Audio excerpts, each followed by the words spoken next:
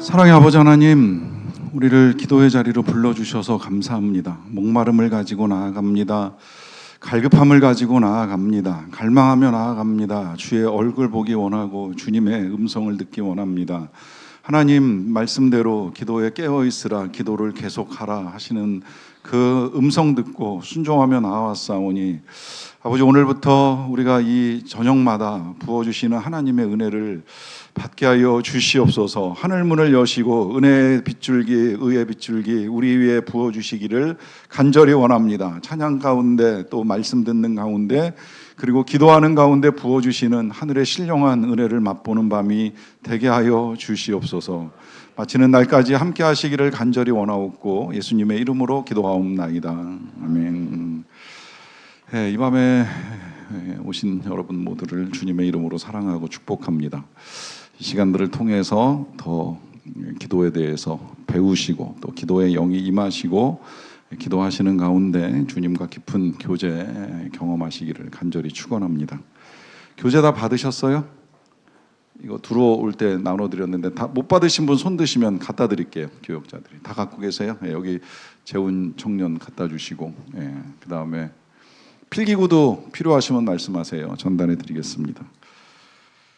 급하게 만들었지만 열심히 만들었고 잘 만들었지 않았어요? 디자인 우리 청년이 해줘서 잘 나왔는데 대충 이렇게 보시면서 아는 것도 있고 모르는 것도 있을 거라고 생각이 들어요.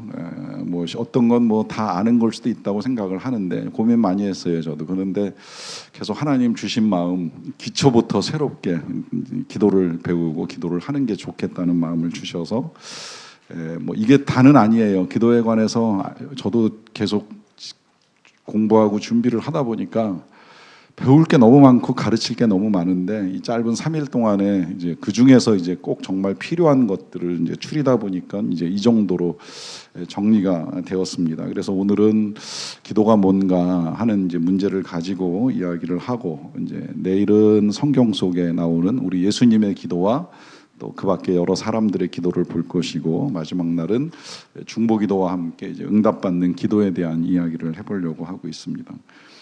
갑작스럽게 기도의 시간을 갖자고 이제 광고를 하고 이 시간을 가지려고 하다 보니까 제가 제일 많이 받은 질문이 하나 있어요. 왜 갑자기 기도해요? 이런 질문 되게 많이 받았어요. 참 설명하기는 좀 저도 어려웠어요. 이걸 이제 조금 길게 잡으면 제가 이제 안식월 보낼 때 주님이 저한테 제일 많이 말씀하신 거라고 생각이 들어요. 귀국하면 기도해라 이제 말씀하셔서 귀국하면 기도해야 되겠다고 기도하겠다고 마음을 먹고 왔는데 막상 또 귀국해가지고 또 일상을 살다 보니까 여러분들도 다 그렇잖아요. 기도해야지 하는 건 다 늘 생각하지만 막상 기도의 자리에 나가고 기도의 시간을 갖는 건 어렵잖아요. 그러다가 이제 차일피일 미루다가 시간이 가는데 이제 말씀 준비하는 중에 하나님이 정말 설교만 할 거냐, 설교만 듣게 할 거냐, 이제 이런 마음까지 주신 것 같아요. 그래서 이게 설교만 할 일이 아니다. 또 설교만 듣게 할 일이 아니다. 설교했으면 또 설교 들었으면 설교한 대로 우리가 기도를 해야 되겠구나 하는 마음 주셔서 이제 급하게 날짜를 잡고, 이게 또 하려고 하다 보니까 중간에 이제 교회 행사가 계속 있었잖아요. 성경학교 수련회에 선교도 2번이나 이제 나가고 하다 보니까 다 같이 한 자리에 모일 시간이 없더라고요. 그게 이제 이번 주가 시간이 된 거예요. 지난주까지도 이제 마지막 팀이 선교를 주일까지 하고 돌아오는 바람에 이제 그거 끝나는 시점에서 이제 요 시간에 이제 하면 좋겠다. 또 때마침 우리 애들 다 계약했죠, 벌써? 안 했어요? 거의 이게 지금 초중고는 거의 한 것 같고 대학생들은 이제 아직 안 한 것 같은데, 어찌됐건 뭐 새학기도 맞이하는 타이밍도 되고 해서 뭐 요 타임에 기도하는 것도 더 좋겠다는 생각도 들고 해서 이 기도를 하게 되었는데, 사실은 이게 그냥 뭐 제가 개인적으로 뭐 계시를 받거나 하나님의 음성을 듣고서 이제 이런 시간을 갖는 것보다 더 중요한 건, 사실 여기 지금 이제 오늘 보시는 대로 이 기도가 하나님의 말씀으로 우리에게 늘 부탁하시는 거고, 또 예수님이 계속해서 당부하신 내용이기 때문에 뭐 특별히 뭐 이거 왜 해야 되나 하는 이유를 보자고 한다면 사실은 이유는 성경 속에 들어있다라고 보셔도 틀리지는 않는 거죠. 거기다 이제 이거를 지금 학교라고 이름을 붙인 이유는, 제가 작년 즈음에 우리 샘지기들하고 공약한 거 하나를 제가 이행 못하고 있었어요. 그 공약의 내용은 이제 이 중그룹 성경 공부를 어떻게 해갈 것이냐라고 하는 것인데, 우리가 이제 소그룹으로는 샘모임도 하고 또 1대1 제자 훈련도 하고 지도자 훈련도 하고 또 저하고는 이제 예비 샘지기 훈련, 뭐 핵심 가치 훈련이라고 하는 것도 이렇게 같이 진행을 해 나가는데, 이제 그 밖에 양육 부분에 있어서는 우리가 코로나 이후로 이제 수요 강해를 이제 멈췄기 때문에 못 하고 있었어요. 거기다가 이제 참 개인적으로 또 제가 소그룹으로 만나서 복음 나눔을 이제 스텝 1부터 계속 이렇게 하다 보니까 따로 이제 이 강의할 시간을 만들어가지 않고 있었는데, 이제 그걸 이제 어떻게 풀어가야 하느냐라고 하는 거에 대해서 제가 이제 약속을 한 내용이 하나 있었죠. 그거는 이제 지속적으로는 하지 못하더라도 이제 기회를 봐서 주제별로 특강할 기회를 갖겠다라고 하는 약속을 했는데, 실은 그 약속대로 이제 할 시간을 못 내다가 이제 금년 가을부터 이제 시작을 할 수 있을 것 같다는 생각이 들었어요. 그래서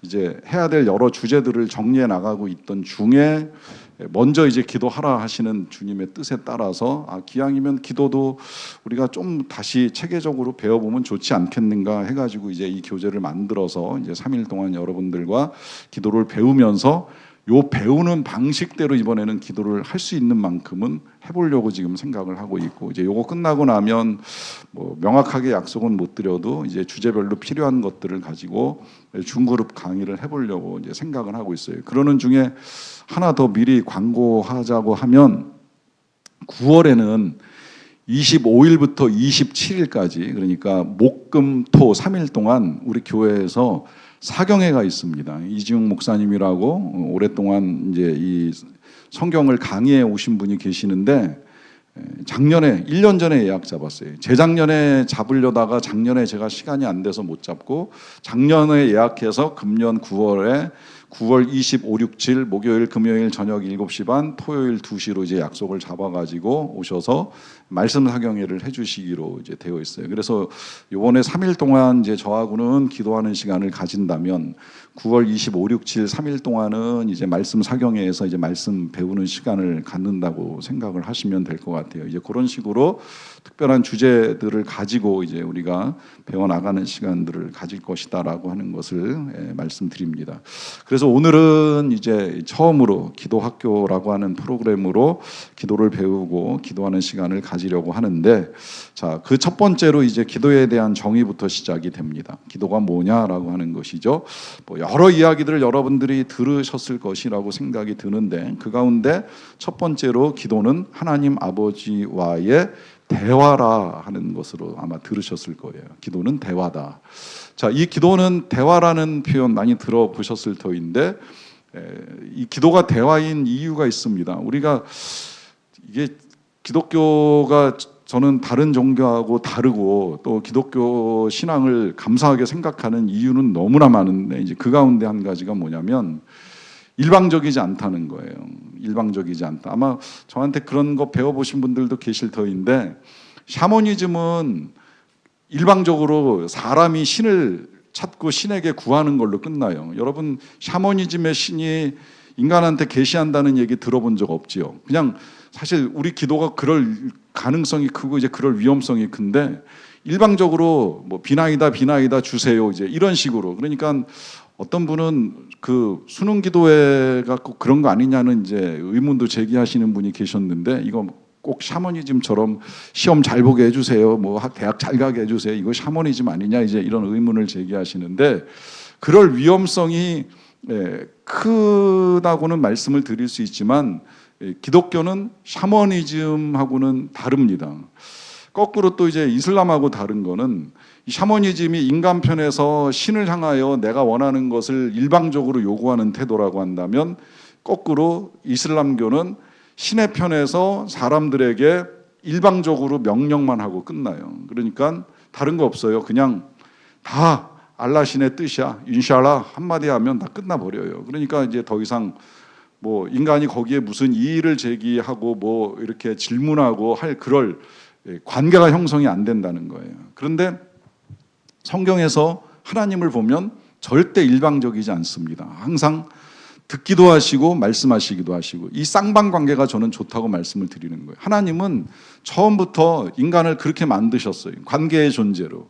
하나님이 그냥 만들어 놓고 하나님의 뜻대로 움직이는 로봇도 아니고, 또 거꾸로 인간이 일방적으로 하나님 앞에 부르짖는 걸로 끝나는 하나님이 자판기도 아니고, 이 둘 사이에서 관계를 갖고 교제를 하고 할 수 있도록 하나님이 사람을 지으신 거예요. 그래서 하나님하고 똑같이 입도 만들고 귀도 만들어 주셨어요. 그 하나님의 형상을 따라 이렇게 만드신 이유는 하나님이 듣기도 하시고 말씀하시기도 하시는 분이세요. 그렇기 때문에 그 하나님과 대화하고 관계를 갖는 첫 번째 방식이 기도인 거예요. 물론 정확히 듣기 위해서, 그리고 바르게 이해하기 위해서 말씀이 필요한 거는 틀림없는 사실인데, 처음부터 성경이 있었던 건 아니잖아요. 우리 성경에 나오는 구약의 사람들, 모세, 아브라함, 뭐 그 밑으로 이제 이삭, 야곱, 요셉, 뭐 이후에 심지어 뭐 사무엘, 다윗까지라도 그 누구도 성경을 가지고 하나님을 만난 사람은 없어요. 그렇죠? 나중에 이제 그 사람들이 만났던 하나님에 대한 이야기가 성경으로 기록이 돼서 우리는 성경을 가지고 하나님을 만나지만, 그 이전에는 다 직접 만나면서 경험된 하나님의 스토리가 나중에 이제 기록이 되면서 성경이 된 거죠. 그러니까 중요한 건 하나님과 사람 사이에는 관계가 있었고 대화가 있었다는 거예요. 근데 이제 이 관계나 대화가 정말 하나님과 함께 진행이 되는지, 내가 혼자 머릿속으로 이걸 상상하는 건지에 대한 혼란이 자꾸 일어날 수 있는 가능성이 있으니까, 하나님이 이제 성경을 통해서 명백하게 하나님과의 관계가 어떻게 우리에게 이루어지는가 하는 것을 정리해 주셨지, 하나님은 처음부터 만나는 방식은 기도였다는 거예요. 기도 가운데서 하나님과 만나는 일들을 이루어 갑니다. 나중에 이제 그 사람들이 어떻게 하나님과 기도하면서 만났는가 하는 건 보게 될 터인데, 어쨌든 중요한 건 이 기도를 통해서 우리는 하나님과 대화하고 교제하고 변화를 이루어 간다라고 하는 것이고요. 그 다음에 이제 두 번째로 기도는 그리스도인 영혼의 호흡이라고 할 수 있습니다. 호흡. 자, 요 호흡이라고 하는 건 생명하고 직결되는 문제잖아요. 그러니까 다시 말하면 기도는 그리스도인의 생명이다, 이렇게도 지금 표현을 할 수가 있는 거예요. 생명이다. 이 말은 그 밑에 있는 말씀을 보시면, 호흡하지 않는 사람은 죽은 상태인 것처럼 기도 없는 그리스도인은 이름은 있으나 무기력한 그리스도인이다라고 하잖아요. 그러니까 기도하지 않는 그리스도인은 생명이 없는 거나 다름이 없다, 이렇게까지도 표현할 수 있다는 이야기가 되는 거예요. 이 표현을 가지고 생각을 해보니까 또 이 호흡도 나뉘잖아요. 물론 우리 뭐 다 일반적으로는 자가호흡, 스스로 호흡을 하시지만, 사람이 사경에 빠지게 되면 때때로 인공호흡을 하게 되는데, 영적으로 인공호흡이 필요한 사람들이 있어요. 그러니까 스스로는 기도를 하지 못하는 사람들, 그래서 누군가의 기도를 힘입어서 살아가는 사람들이 있을 수 있다라고 하는 것이죠. 이 문제는 한번 생각을 해보세요. 나는 정말 내가 내 호흡으로 영적 숨을 쉬고 살아가고 있는지, 아니라면 남의 호흡을 빌려와가지고 간신히 연명하고 살아가고 있는 사람은 아닌가 하는 생각을 해보시라는 이야기입니다. 자, 세 번째로 기도는 하나님께로 나아가는 통로이다, 길이다, 뭐 이렇게도 표현할 수 있을 것 같아요. 자, 요걸 야고보서 말씀 가지고 좀 보겠습니다. 다 같이 한번 읽어볼까요? 4장 8절 시작. 하나님을 가까이 하라. 그리하면 너희를 가까이 하시리라. 죄인들아 손을 깨끗이 하라. 두 마음을 품은 자들아 마음을 성결하게 하라 합니다. 자, 하나님을 가까이 하라 하는 귀한 명령인데, 그러면 이제 하나님이 너희를 가까이 하시리라 하는 약속이 붙어 있습니다. 이 말은 다시 말하면 기도를 통하여 하나님께 우리가 나아가면 나아갈수록 하나님과 점점 더 가깝게 연결될 수 있다라고 하는 것을 이제 분명하게 약속을 해주신 거죠. 그래서 하나님께 나아가는 길, 기도보다 좋은 건 없다라고 하는 것이 너무나 분명하고요. 그 다음에 이제 네 번째로 기도는 하나님의 역사를 일으키는 힘이다라고 할 수 있습니다. 이렇게 표현하는 데에도 이유가 있어요.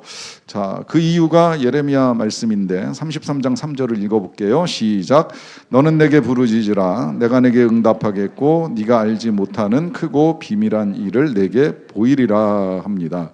자, 너는 내게 부르짖으라라고 하는 말 뭐 굳이 해석 안 해도 쉽게 이해되죠. 기도하라라고 하는 거예요. 그 기도가 부르짖는 기도이든 간구하는 기도이든 어떤 형태로든 하나님께 나아갈 때에 하나님이 응답하시겠다라고 약속을 하고요. 그 약속 중에 이런 말씀하셨잖아요. 네가 알지 못하는 크고 비밀한 일이다 그래요. 자, 네가 알지 못하는 크고 비밀한 일인데 이 크고 비밀한 일은 우리의 생각보다 큰 거예요. 그리고 비밀이기 때문에 내가 답을 알고 있는 게 아니에요. 내가 답을 몰라요. 하나님이 아세요. 근데 그 답은 선해요. 내가 선하다고 생각하는 거 이상으로 선해요. 내가 크다고 생각하는 것보다 커요. 내가 중요하다고 여기는 것보다 더 중요한 걸 주십니다. 다만 뭐예요? 우리가 알지 못해요. 하나님이 어떤 응답을 하실지 어떤 선하심을 갖고 계시는지를 모를 뿐이지 중요한 건 하나님은 응답하신다는 거예요. 그러니까 우리가 이제 여기서 늘 부딪히는 문제, 앞으로도 계속해서 이 문제를 이제 내일 모레 계속 다루겠지만 기도하는데 정말 응답이 오나 안 오나? 응답 와요. 생각보다 많이 와요. 근데 이게 지금 우리는 안 온다고 생각하는 이유가 있어요. 내 방식의 응답, 내가 원하는 응답만을 구하고 있기 때문에 경험을 못하는 거예요. 그런데 헤아려 보면 제가 마지막에 간증을 하려고 생각하고 있는데 생각보다 많은 응답이 내 생각보다 크게 옵니다. 어떻게 오는지 하여튼 나중에 좀 볼게요. 자, 그 다음에 그 열왕기와 20장 5절 말씀은 이제 하나님의 명령인데 이사야에게 하시는 말씀이에요. 너는 돌아가서 내 백성의 주권자 히스기야 왕에게 이르기를 왕의 조상 다윗의 하나님 여호와의 말씀이 내가 네 기도를 들었고 네 눈물을 보았노라. 내가 너를 낫게 하리니 네가 3일 만에 여호와의 전에 올라가겠다라고 하는 말씀을 하십니다. 이 말씀을 하시는 건 이제 히스기야가 병 들어가지고 자기 병이 낫기를 위해서 벽을 바라보면서 벽을 바라보긴 했지만 이제 하나님을 향해서 기도를 드렸을 때에 그 기도에 대한 응답이 이사야 선지자를 통해서 이제 전달되는 내용인 거예요. 그래서 네가 고침받고 다시 이제 하나님 전에 나아가서 제사 드리는 일을 할 수 있게 될 것이다라고 하는 약속을 하나님이 해주시는 겁니다. 이 히스기야의 기도가 이런 역사를 일으키는 힘이 있다는 것을 이제 말씀하시는 거죠. 자, 그 다음에 이제 나아가서 5페이지 5번으로 넘어가 보겠습니다. 기도는 하나님을 향한 인간 영혼의 갈망이다라고 하는 것입니다. 인간 영혼의 갈망이다, 목마름이다라고 하는 것이죠. 자, 여기서 이 갈망이라고 하는 것은 근본적으로 하나님이 이제 사람을 지으실 때에 만들어 놓으신 이 영혼의 빈자리라고 제가 종종 표현을 하는데 이 신을 향한 갈망을 분명하게 불어넣어 주셨어요. 그래야 이제 하나님을 찾고 하나님을 만나니까요. 그런데 그 갈망이 하나님을 향하지 않는 경우에는 다 세상을 향하고 우상을 찾아가게 되어 있다라고 하는 것이죠. 그거를 하나님을 향해 바꾸는 과정이 기도다라고 하는 것입니다. 그걸 이제 알고 있었던 시인이 생존하시는 하나님을 갈망한다라고 하는 이제 표현을 사용을 하고요. 또 시편 130편 같은 경우에는 파수꾼이 아침을 기다림보다 내 영혼이 주를 더 기다립니다라고 하면서 간절하게 하나님을 향한 갈망을 드러냅니다. 그 다음에 이제 6번째로 기도는 인간의 찌들린 영혼을 되살립니다. 인간의 찌들린 영혼을 되살린다. 이거를 이렇게도 비유해서 표현을 해요. 그래서 이제 말씀은 씨앗이고 기도는 물이다라고 하는 표현을 사용을 하기도 하는데요. 말씀의 씨가 뿌려지고 그 씨가 자라게 하는 데 있어서는 기도의 물이 이제 함께 흘러야 된다라고 하는 것이죠. 저는 그렇게 보면 선교를 하는 것도 중요하지만 정말 선교를 다녀오신 분들이나 또 보내는데 함께 하셨던 우리 교우들 모두가 다 선교지를 위해서 기도하셔야 돼요. 가서 씨 뿌리고 왔다고 전할 거 좀 전해주고 왔다고 해서 끝났다고 생각하지 마세요. 중요한 건 돌아온 날부터 계속 선교지를 위한 기도가 멈추면 안 됩니다. 그게 멈추면 가서 씨 뿌린 거 소용없어요. 여러분, 씨가 뿌려진다고 해서 농사가 되는 게 아니잖아요. 그 다음엔 물도 줘야 되고 돌보고 가꿔야지요. 근데 우리가 일일이 다 돌보고 가꾸는 건 못하더라도 물 주는 건 할 수 있어요. 어떻게 하는 거예요? 그게 기도라는 거예요. 그 기도하면 하나님이 은혜의 단비를 그 땅에 내리시겠죠. 이걸 하셔야 된다는 말씀을 드리는 겁니다. 그럴 때 이제 살아나는 역사가 나타나는 것, 그것이 기도라는 것입니다. 자, 기도, 이렇게 다양한 정의를 가지고 있는데 이게 왜 중요한가라고 하는 걸 또 좀 보겠습니다. 첫 번째로 기도는 예수 그리스도께서 명령하십니다.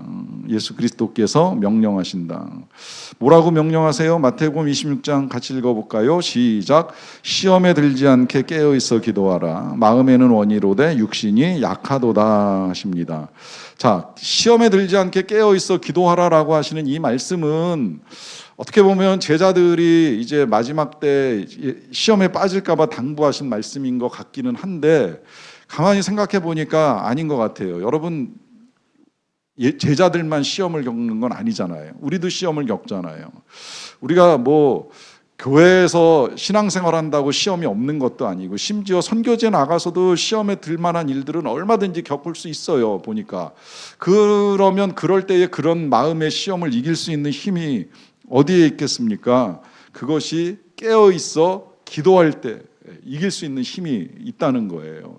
이 말씀 무시하고 베드로가 제자들하고 함께 자다가 겪게 된 시험이 뭐예요? 처음에는 혈기 따라 예수님 지키겠다고 칼 뽑아서 다른 사람 귀 잘라내는 일 저지르고, 그 다음에는 또 두려워 떨면서 예수님 모른다고 3번이나 부정하고 도망가 버렸잖아요. 왜 그런 일을 겪어요?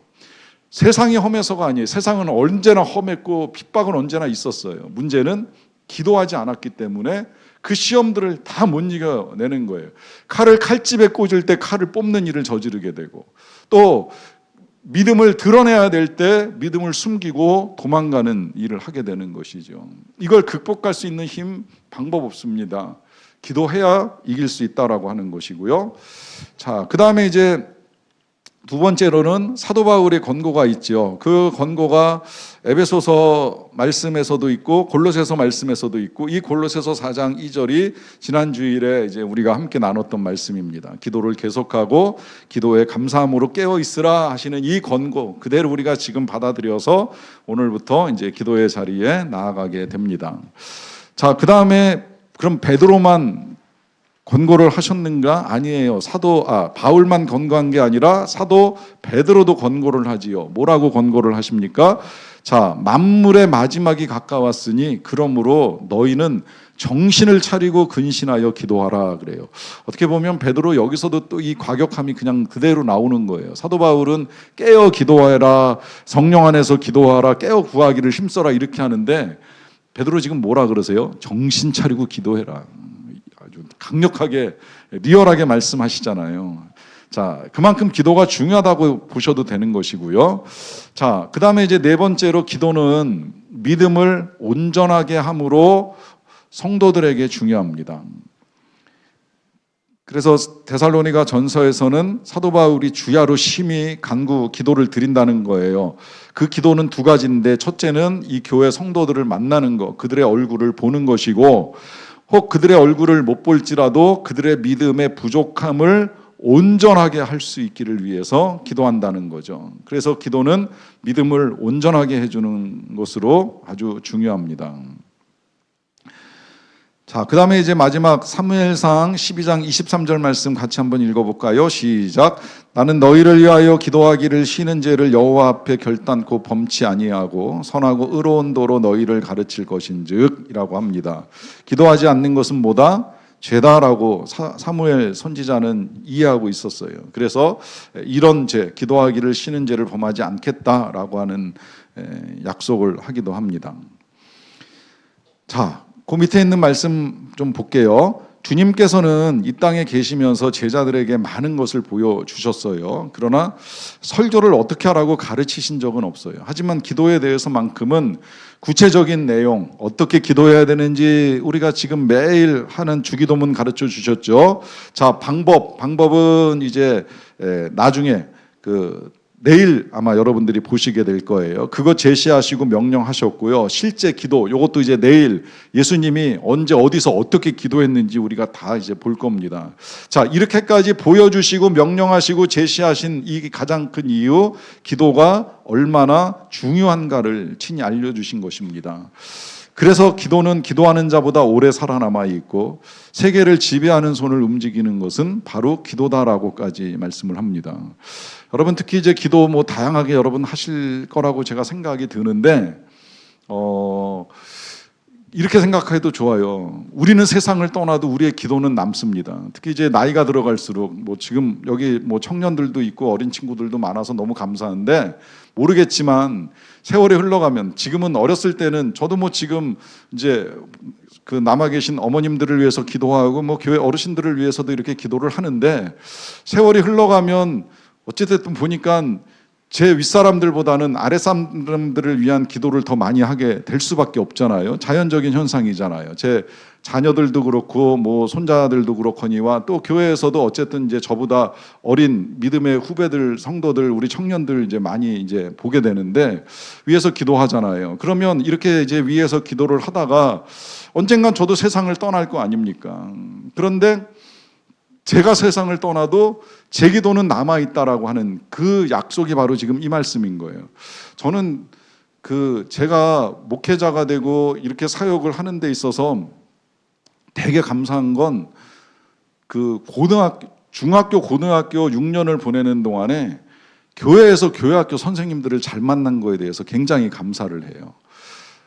다 기억이 나요. 한 분 한 분이 중학교 1학년 때 어느 선생님이 어떤 가르침을 주셨는지, 그리고 2학년 때 1년 동안 이제 교회를 쉬었지만 중3 때부터 또 이제 만났던 담임 선생님들 한 분 한 분이 다 귀한 분을 만났어요. 거기다 저는 이제 고등학교 1학년 때 따로 제자 훈련을 받으면서 이제 말씀을 가르쳐 주신 분도 계셨는데 이분들이 지금 생각해 보니까 성경만 저한테 가르쳐 주신 것이 아니라 그때 저를 위해서 기도를 많이 해주셨을 것이다라고 하는 생각이 드는 거예요. 그래서 지금 다 아직까지는 살아계시지 않을까 싶은데 세상을 떠나셨다 한들 그분들이 그때 하셨던 그 기도가 지금 나에게 남아있구나라고 하는 믿음을 가지는 거죠.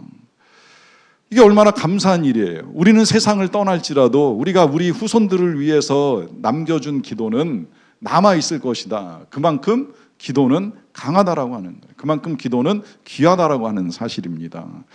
자, 이 귀한 기도 이제부터 어떻게 할 것이냐라고 하는 것을 이제 우리가 함께 배워 나가려고 하는데요.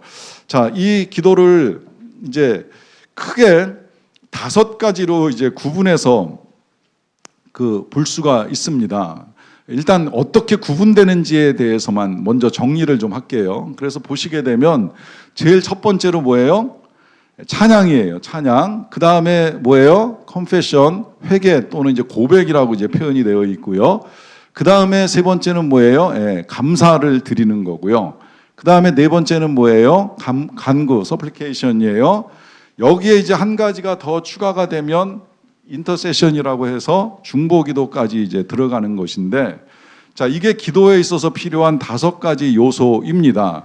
그 5가지를 앞에 있는 이니셜들만 쫙 빼서 모으면 어떻게 나와요? XI라고 나와요. 잊어먹지 말라고 지금 말씀드리는 거예요. 기도의 5가지라고 한다면 XI다. X가 뭐냐라고 했을 때 찬양하고 회개하고 감사하고 간구하고 중보하는 거다. 그래서 오늘 구체적으로 이제 요 4가지 찬양과 회개와 감사와 간구를 어떻게 해야 될지 이제 저하고 같이 보시고 이걸 우리가 훈련하는 기도의 시간을 가지려고 하는데, 중보는 뒤로 뺐어요. 이제 마지막 날, 내일 모레 이제 조금 더 구체적으로 어떻게 해야 될지, 뭔지에 대한 이야기를 나눌 것인데, 일단 중보까지는 가지 않는다 할지라도 찬양, 회개, 감사, 간구 이 4가지 이제가 우리의 기도에 있어서 중요한 요소다라고 하는 사실을 기억하시고, 요거를 제가 지금 다르게 이제 기억하기 쉽게, 이것도 이제 나중에 그 시간이 지나면 X라고 하는 말씀을 듣기는 들은 것 같은데 A가 뭔지, C는 뭔지, T는 뭔지, S는 뭔지 이게 또 기억이 안 나잖아요. 이게 영어가 생각이 나야 그 다음에 해석이 생각이 나는 건데, 이게 영어가 생각이 안 날 수도 있잖아요. 그런 나이 되시지 않으셨나요, 아직? 자, 그럴 수 있기 때문에 제가 이걸 하나하나 우리가 보기 전에 다른 방식으로 좀 알려드릴게요. 아마 배워보신 분도 계실 때인데, 다 손 이렇게 기도손 해보세요. 자, 이렇게 모으세요. 모으고, 이게 핀 마이크 해야 되는데, 일단 모으고 엄지손가락만 한번 까딱까딱 해보세요. 엄지손가락만 까딱까딱 해보시는 거예요. 자, 그러면, 자, 엄지손가락은 누구예요? 하나님이시니까 뭐 해야 돼요? 찬양해야 되죠. 아시겠죠? 하나님을 찬양하는 것에서부터 시작이 되는 거예요, 기도는. 알겠죠? 자, 그 다음에 이제 검지손가락 까딱까딱 해보세요. 두 번째 손가락 까딱까딱 좌우로 해보시는 거예요. 자, 두 번째 손가락은 검지손가락입니다. 뭐 하는 거예요? 이것도 감사하고 저것도 감사하고, 그것도 감사하지. 두 번째로 해야 되는 게 뭐예요? 감사를 드리라는 이야기예요. 하나님을 찬양하고 그 다음에는 이것 감사, 저것 감사, 감사할 것들 다 찾아내서, 저 사람도 감사하고 저분도 감사하고 그것도 감사하지, 다 감사할 걸 찾아내는 거예요. 그 다음에 이제 세 번째 중지. 자, 중지, 미안합니다, 욕하는 건 아니에요. 자, 이 중지는 손가락 중에 제일 큰 손가락이잖아요. 자, 이 손가락 중에 제일 큰 손가락이 죄라고 생각하면 돼요. 무엇보다 내 죄가 제일 크지, 이렇게 생각하면 되는 거예요. 그러니까 그 죄를 어떻게 해야 돼요? confession, 고백해야 되는 거예요. 회개해야 되는 거예요. 이게 세 번째예요. 아시겠죠? 그 다음에 이제 네 번째 손가락 이름이 뭐예요? 약지죠, 약지. 치료하는 손가락이잖아요. 이게 간구인 거예요. 이것도 고치고 저것도 고치고 이것도 채워주시고 저것도 도와주시고, 그 모든 건 다 약지에서 이루어지는 거예요. 아시겠죠? 자, 이렇게 손가락들이 이제 서로 자랑할 때, 내가 최고야, 나는 지시할 때 필요해, 내가 제일 키가 크잖아, 뭐 나는 약 먹을 때 필요해라고 할 때 마지막 손가락이 한 말이 뭐예요? 나 없으면 너희들 다 바보야, 뭐 이렇게 이야기했잖아요. 결국 마지막은 뭐예요? 자, 마지막에 필요한 건 예수님의 이름으로 기도합니다가 필요한 건데, 저는 요렇게도 좀 바꿔서 말씀을 드리고 싶어요. 자, 이 마지막 손가락 하나가 없으면 나머지 다 바보라고 말씀드렸잖아요. 그만큼 이 하나가 귀하다는 이야기잖아요. 이 하나가 귀한 것이 중보라고 보셔도 되는 거예요. 그러니까 새끼손가락은 뭐 예수님의 이름으로 기도를 하던 중보로 기도를 하던 어찌되었건 꼭 필요한 손가락이라 이렇게 보시면 틀림이 없는 거죠. 자, 제가 지금 이렇게 말씀드린 이유는 기도에 있어서 들어가야 될 것들 네 가지를 잊지 마시라고 영어로도 말씀드리고 지금 손가락으로도 말씀드렸어요. 첫째 뭐다? 찬양. 두 번째 뭐다? 감사. 세 번째 뭐다? 회개. 네 번째 뭐다? 간구. 마지막에 중보 내지는 예수님의 이름으로 하는 것이다. 그런데 이것도 이제 오늘 이 각각의 것들을 우리가 다시 좀 더 구체적으로 보기는 할 터인데, 이것도 그러면 기도를 할 때마다 매일같이 찬양하고 감사하고 회개하고 간구하고 중보하고 예수님의 이름으로, 이거 다 들어가야 되느냐? 이거 만약에 중간에 안 들어가고 하나 빼먹으면 기도 무효되는 거예요? 기도 안 되는 거예요? 아니죠.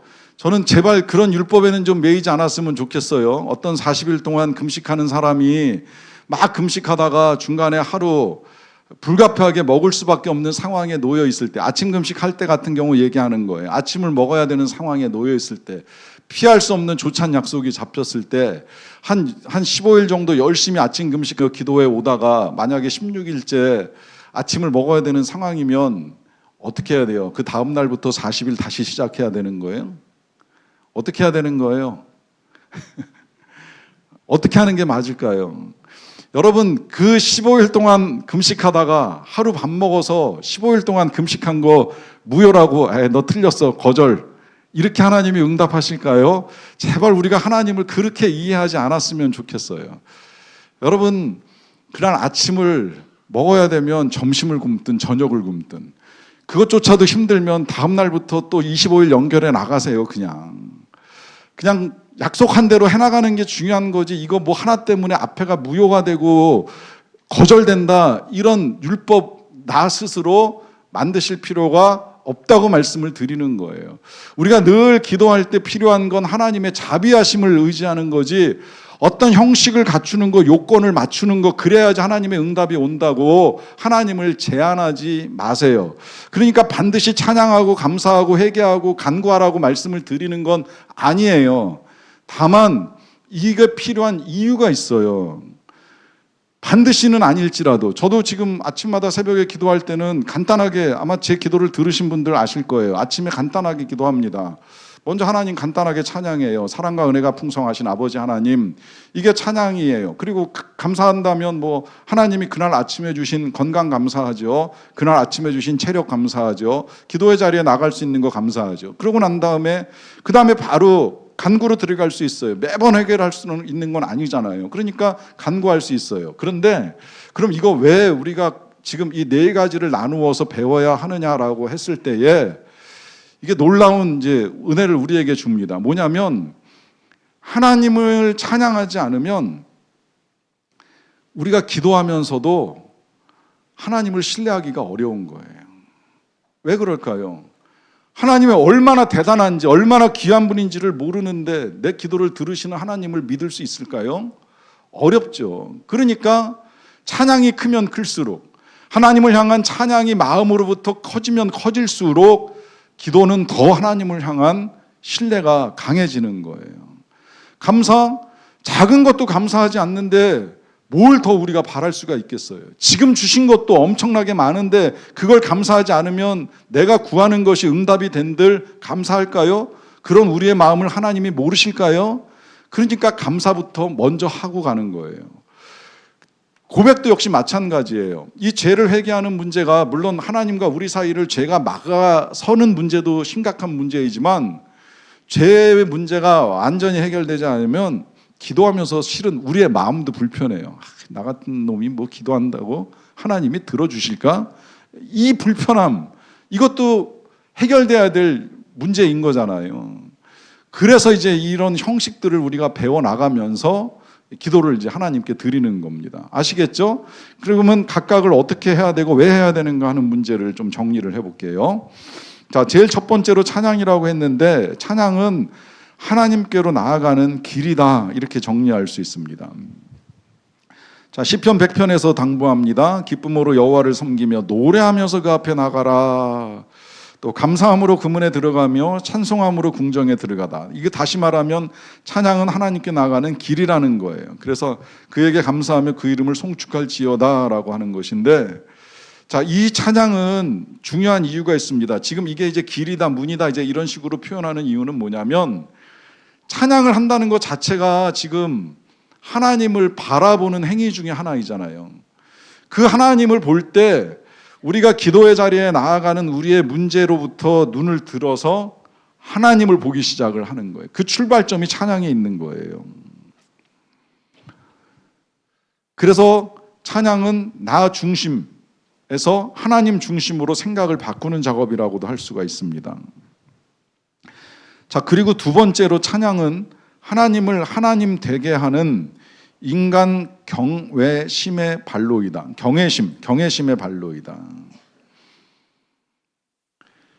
다시 말하면 하나님을 찬양할 때 말씀드린 것처럼 우리가 하나님을 신뢰할 수 있다는 거예요.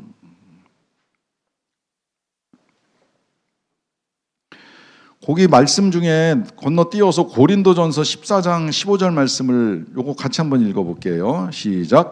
그러면 어떻게 할꼬? 내가 영으로 기도하고 또 마음으로 기도하며 내가 영으로 찬미하고 또 마음으로 찬미하리라 합니다. 자, 여기 지금 이제 사도 바울이 방언에 대한 설명을 해나가는 중에 이제 하신 말씀인데, 영으로도 하고 마음으로도 한다라고 하는 표현을 이제 사용해요. 자, 그 가운데 이제 기도만 하는 것이 아니라 찬미도 한다는 거예요. 그러니까 이제 기도할 때 기도만 하는 것이 아니라 찬양도 한다라고 하는 이 표현을 이제 사용하고 있는 것인데요. 예, 이 찬양과 함께 이제 우리가 하나님께 나아갈 수 있다라고 하는 것입니다. 자, 여기서 중요한 거는 그럼 하나님 뭘 찬양해야 되느냐라고 하는 것 때문에 제가 거기 좀 길지만 역대상 29장 11절부터 13절까지 말씀을 이제 기록을 해놨는데요.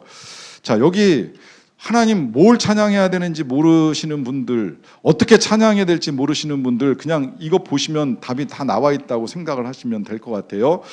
하나하나 우리 좀 천천히 꼼꼼하게 좀 한번 같이 읽어보도록 하겠습니다. 시작. 여호와여, 광대하심과 권능과 영광과 이김과 위엄이 다 주께 속하였사오니 천지에 있는 것이 다 주의 것이로소이다. 여호와여, 주권도 주께 속하였사오니 주는 높으사 만유의 머리심이니이다. 부와 귀가 주께로 말미암고 또 주는 만유의 주제가 되사 손에 권세와 능력이 있사오니 모든 자를 크게 하심과 강하게 하심이 주의 손에 있나이다.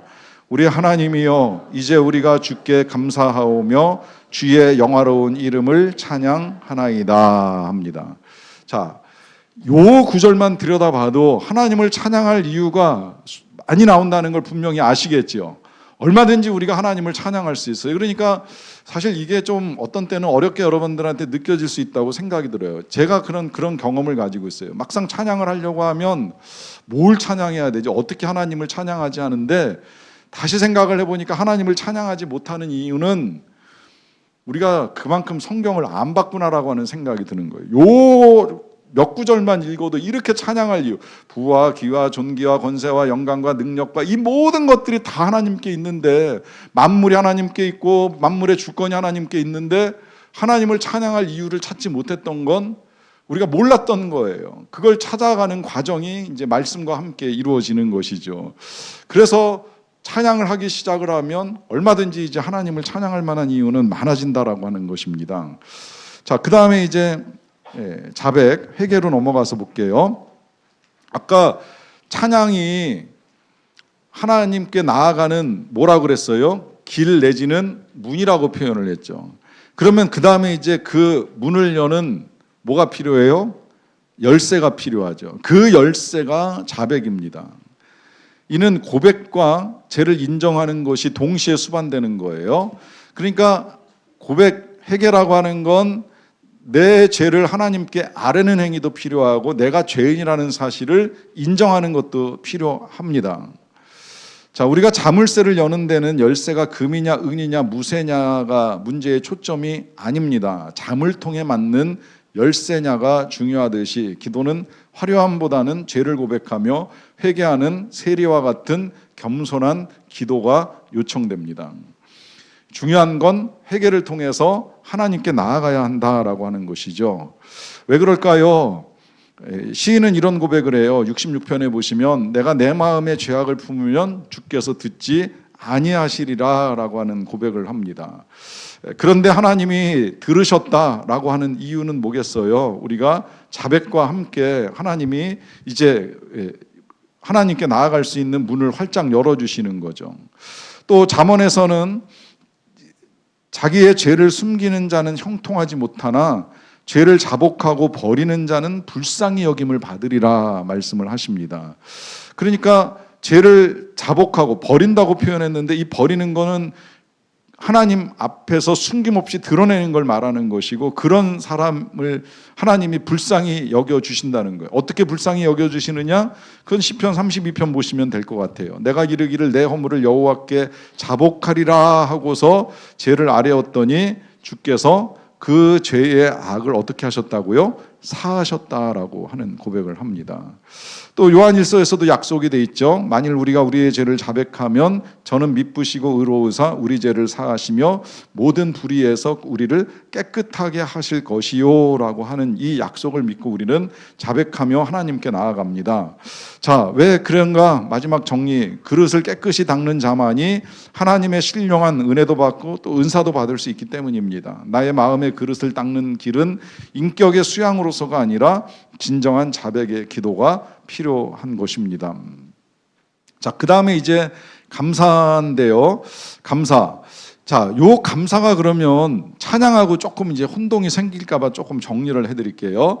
찬양은 하나님의 인격이나 하나님의 성품이나 하나님의 능력에 대한 사람의 반응인 거예요. 하나님의 인격, 성품, 능력에 대한 사람들의 반응이 찬양이죠. 그래서 그의 인자, 그의 자비, 그의 긍휼, 그의 은혜를 찬양하기도 하고, 또 그의 능력이라고 하면 광대하심, 전능하심, 무소부지하심, 천지를 창조하심, 우리의 기도에 응답하심, 능력으로 행하심, 이런 것들을 찬양할 수 있는 거고요. 반면에 감사는 뭐냐면, 감사는 하나님의 사역을 찬양하는 거예요. 하나님의 사역에 대한 반응이에요. 뭘 하셨나? 우리를 위하여 뭘 하셨나? 하는 것에 대한 반응이죠.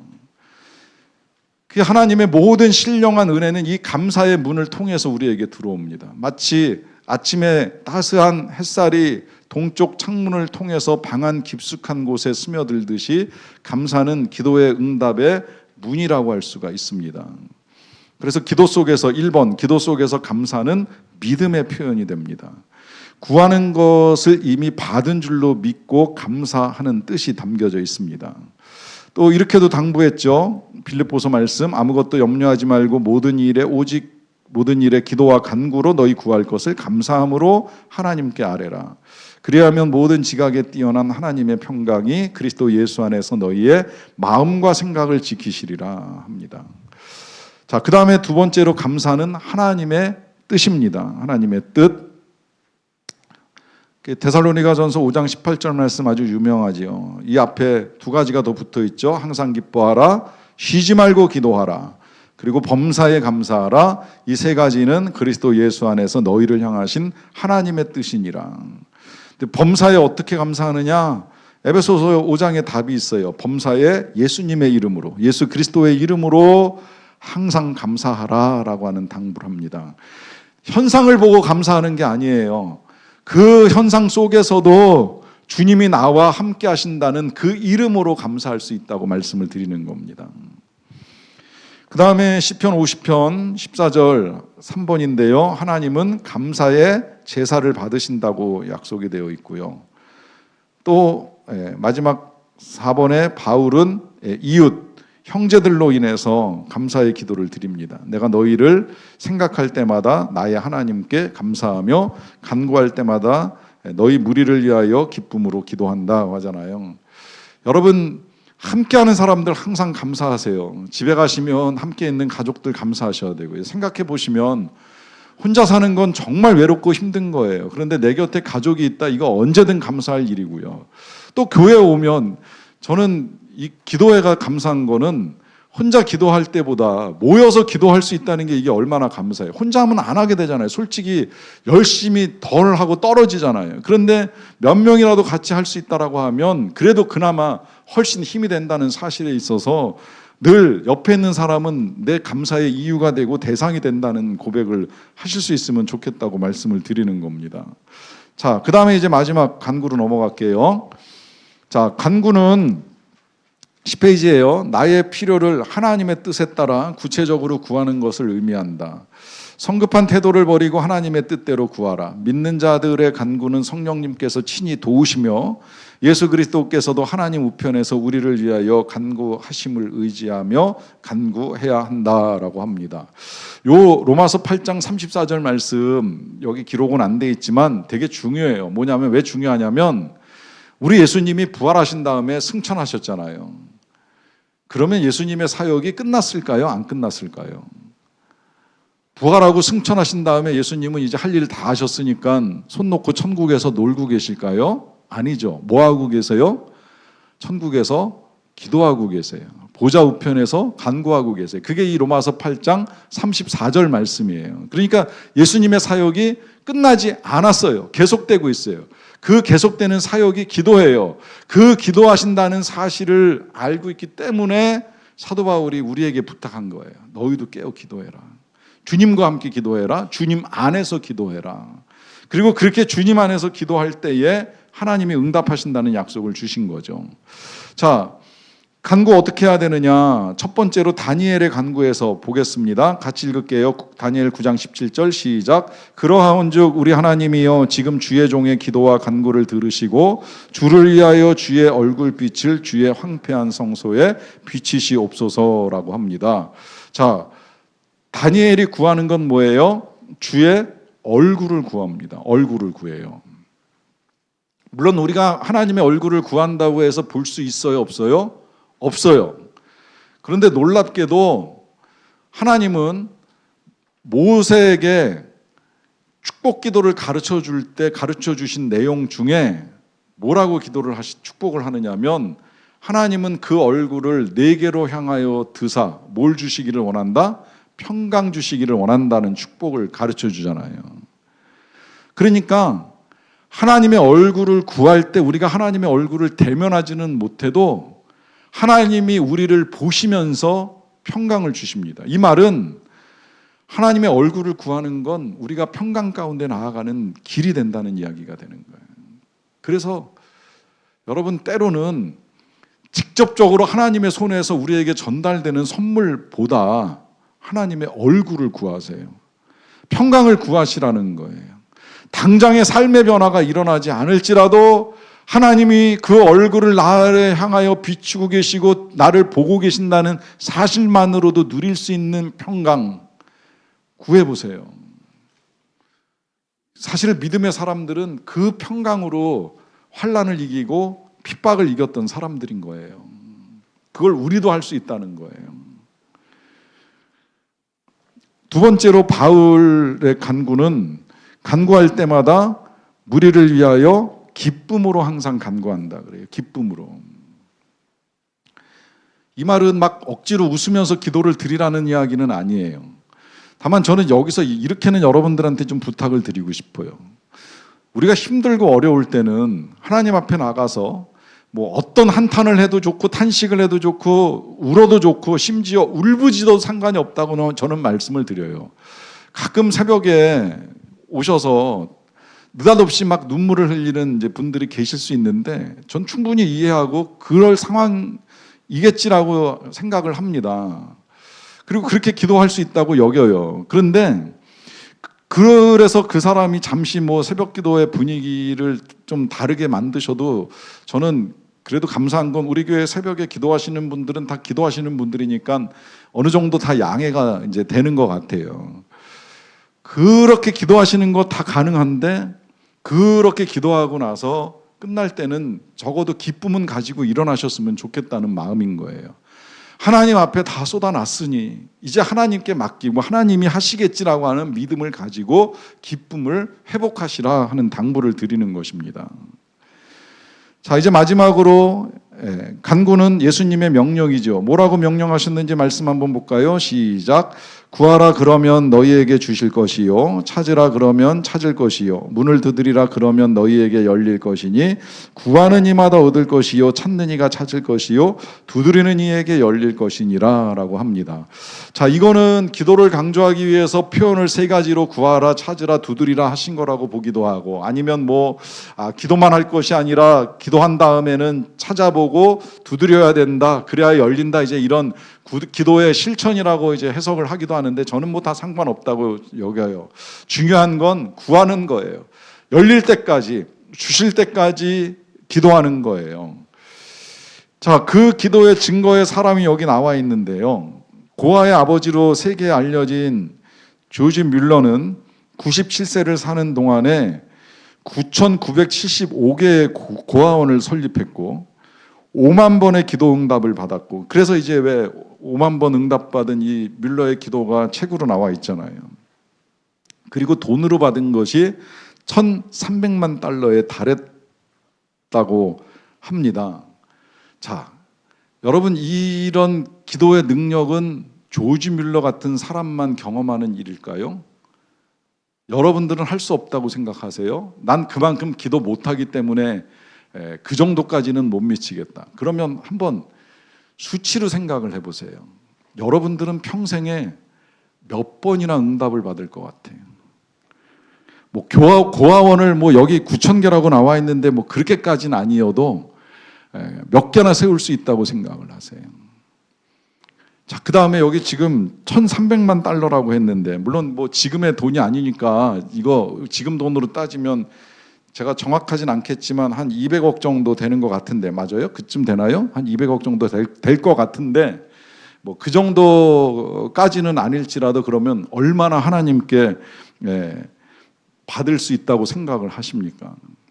제가 이 조지 밀러 아주 오래전에 정말 5만 번 응답받은 이 밀러의 기도라는 책을 본 이후로부터 이제 이분을 알고 이분의 기도 뭐 이 정도까지는 아니어도 그러면 나한테는 하나님이 얼마나 어떻게 역사하실까 하는 이 문제를 가지고 이제 고민을 했던 적이 있는데요.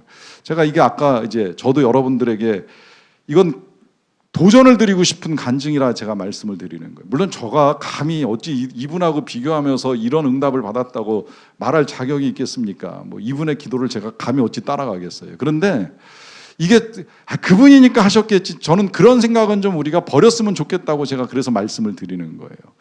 응답 저는 생각해 보니까 5만 번은 아니어도 한 10,000번 이상은 받은 것 같아요. 믿으십니까? 못 믿겠죠?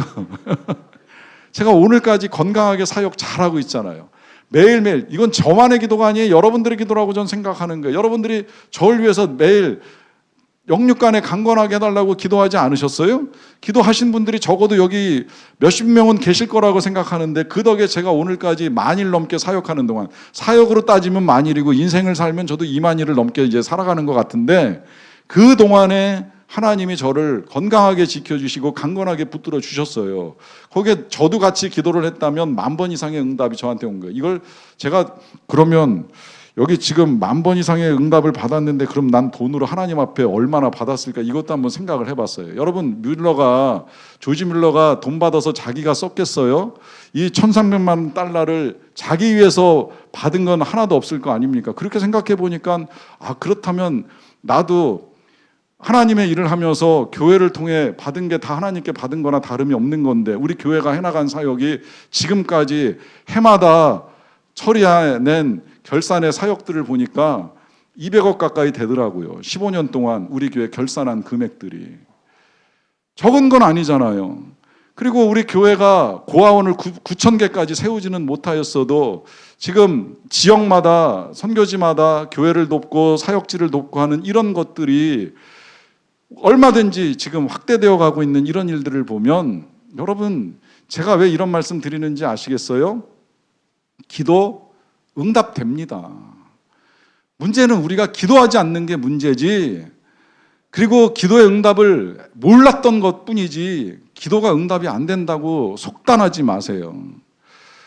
더 놀라운 건 조지 밀러가 이 놀라운 일들을 행하면서 특히 이제 그가 고아원을 9,000개가 넘게 세워나가는 사역을 해나갈 때 몰랐던 사실 한 가지를 제가 이번에 알았어요. 조지 밀러가 이런 말씀을 하셨더라고요. 이 고아원을 세우는 사역이 세상의 빈곤을 퇴치하는 사역 중에 한 가지라고 여겨지는데 이 고아원이 늘어나는 건 빈곤한 상황이 이제 많으니까 고아원을 세워나가는 건데 놀랍게도 조지 밀러는 이런 말을 합니다. 세상에 단 하나의 빈곤은 기도의 빈곤뿐이다. 여러분 잘 생각하세요. 힘든 건 기도가 없어서 힘든 거고 가난한 건 기도가 없어서 가난한 것이지 여러분 필요한 건 기도하면 되는 거예요. 안타깝게도 우리가 빈곤한 기도 가운데 살아오지 않았나 하는 생각을 하게 된 거예요. 여러분 그 기도를 이제 되살릴 타이밍을 하나님이 우리에게 주셨습니다. 그러하기에 기도하면서 더 많은 응답을 경험할 수 있는 저와 여러분 되시기를 간절히 축원합니다. 우리 이 시간에 같이 찬양하며